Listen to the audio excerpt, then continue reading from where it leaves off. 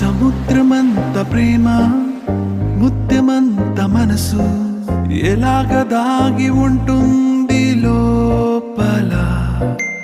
ఆకాశమంత ప్రణయం చుక్కలాంటి హృదయం ఇలాగ బయట పడుతోంది